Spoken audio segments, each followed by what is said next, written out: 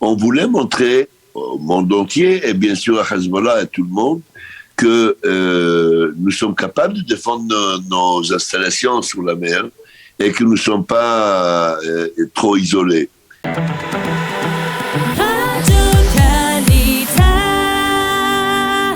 D'être en ligne avec le colonel Meir Dahan. Meir, bonjour, Boker Tov. Bonjour, Boker Tov. Alors, en quoi cette attaque du Hezbollah de drones iraniens en direction d'une plateforme gazière, de cette plateforme gazière de Karish, est un élément, on va dire, nouveau? Et en quoi cela peut mettre en danger, on va dire, la sécurité de l'État d'Israël d'une manière ou d'une autre? Eh bien, ça ne met en aucun cas la sécurité de l'État d'Israël en danger. Il s'agit de quoi? Ils ont envoyé 3 petits drones pour prendre des photos ou filmer l'installation de Karish. C'est quoi? Et il y a des milliers de citoyens qui lancent leurs propres drones à faire des photos un peu partout. Ça fait quoi? Pourquoi il y a eu tout ce bruit autour de ça? Tout d'abord, ça a été la première fois que les missiles Barak ont été lancés contre des cibles en action. OK, et a réussi, 100% réussi. Alors, je crois qu'il faut rappeler à nos auditeurs qu'est-ce que sont ces missiles Barak. Alors, Israël a développé des vedettes pour justement protéger les installations de recherche de gaz dans le Méditerranée, dans les eaux territoriales d'Israël. Et sur ces vedettes, ils ont développé des missiles anti-air de très grande précision, de très grande masse de destruction. Tout ça pour pouvoir protéger les installations que nous avons sous la mer, alors qu'ils sont sous menace constante. Et ces missiles s'appellent Barak, et ils ont été justement lancés ce samedi pour la première fois et ont eu 100% de réussite. Alors, on revient à ça, c'est que donc c'était la première fois que c'était essayé et réussi. Mais à côté de ça, on voulait montrer au monde entier, et bien sûr à Hezbollah et à tout le monde, que nous sommes capables de défendre nos installations sur la mer et que nous ne sommes pas trop isolés. Ça, c'est premièrement. Mais à côté de ça, je vous rappelle que quelques heures avant, il y a eu une attaque en Syrie contre des batteries de missiles envoyées par les Iraniens. Ce sont des copies des batteries S-300 russes. Les Iraniens ont développé une copie de ces batteries. Ils les ont envoyées à la Syrie pour les installer sur le sol syrien et pour être envoyés aussi au Liban. Chose que, bien sûr, qu'Israël ne peut pas se permettre qu'une chose pareille se passe. Et donc, il y a eu une attaque et ces batteries ont été détruites. Il y a, ces derniers temps, grands essais iraniens de réinstaller sur le sol syrien et réenvoyer beaucoup plus des armes de très haute précision au Liban. Ce dernier temps, et on se demande pourquoi, qu'est-ce qui s'est passé, qu'est-ce qui a changé ce dernier temps. Eh ben tout guide à 14 juillet, lors de l'arrivée de Joe Biden en Israël et dans la région. Et là, il y aura les accords signés entre tous les pays des accords d'Abraham, inclus l'Arabie Saoudite et d'autres pays, la Jordanie par exemple, qui vont être signés, ces accords de protection commune. C'est-à-dire que toute la région signe sur un pacte qui se défend ensemble. L'une défend à l'autre, comme l'Europe unie ou les États-Unis. Mais avec les Américains. Et ça, avec c'est quelque Israël. chose de dramatique. Ça change complètement la région. Complètement. C'est-à-dire que si un missile a été lancé envers Abu Dhabi, Israël est obligé de réagir. Si un missile a été envoyé en Israël, l'Arabie Saoudite est obligée de réagir et les États-Unis. C'est quelque chose de dramatique. Donc, on a l'impression que quelque chose se passe dans la région. Et ça, c'est un procédé qu'on voit depuis un bon moment, que les gants ont été enlevés, les attaques sont en direct, ils parlent en direct et ils attaquent en direct.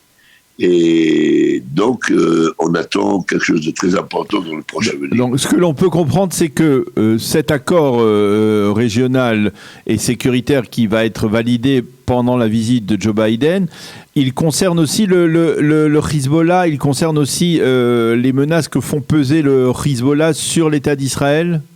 Alors, peut-être que je n'étais pas précis. Aujourd'hui, ce qui a changé depuis un an, c'est la stratégie qui a été adoptée depuis un an, c'est qu'il n'y a plus une conduite envers les émissaires iraniens, mais envers les Iraniens en direct. C'est-à-dire, une attaque faite par le Yémen, c'est l'Iran, et on s'adresse à l'Iran. Une attaque faite par le Hezbollah, on s'adresse à l'Iran. C'est eux qui les ont envoyés. Okay? Donc, pour la première fois, on s'attaque en direct avec les Iraniens. Le Hezbollah, c'est le bras long de l'Iran, c'est pas un Libanais.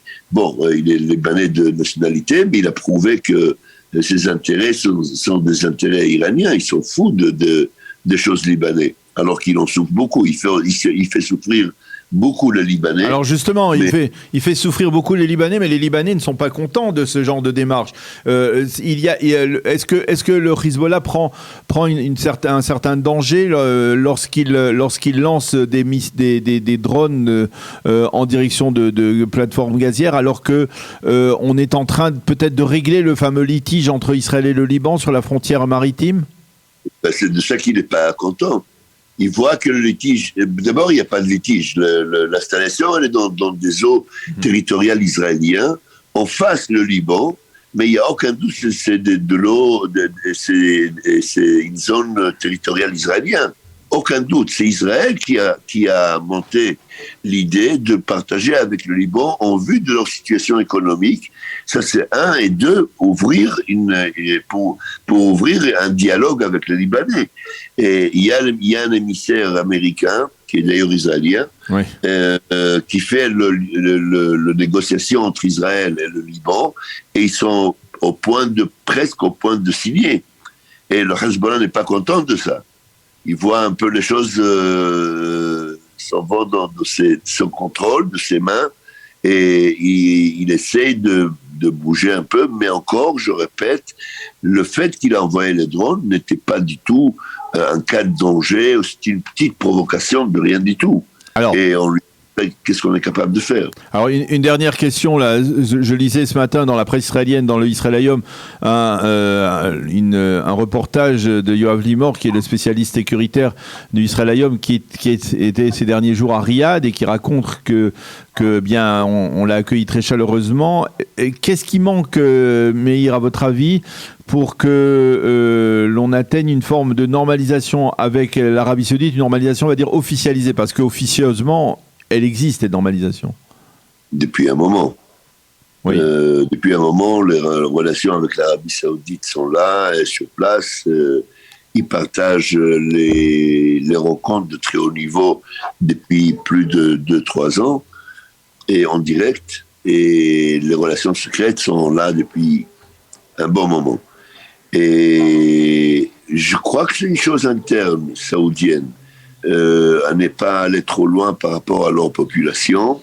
Et il y a le vieux roi que pour l'instant n'est pas 100% d'accord à ce à ce que l'Arabie Saoudite rentre dans les accords d'Abraham, alors qu'elle était complètement consciente de ces accords et les a accordés. Je vous rappelle, à l'époque, on a dit ça à Daniel.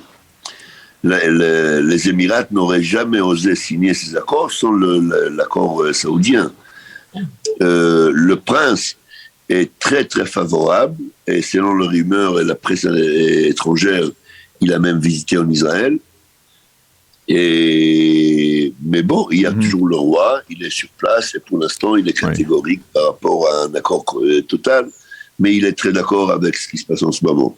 Il a compris que la défense de l'Arabie Saoudite passe par Israël. Je vous rappelle, Daniel, il y a eu dans la presse il y a 2 semaines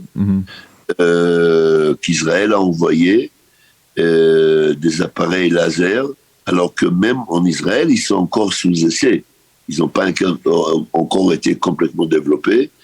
Et Israël a envoyé ça à l'Arabie Saoudite et aux Émirats. Donc il y a effectivement une coopération étroite. C'est vraiment quelque chose d'inimaginable. C'est quelque chose inimaginable. Merci beaucoup, Colonel Meir Dan, de nous avoir éclairé sur ces derniers développements sécuritaires. Merci d'avoir été avec nous. Bonne journée, à bientôt. Bonne journée, bye bye.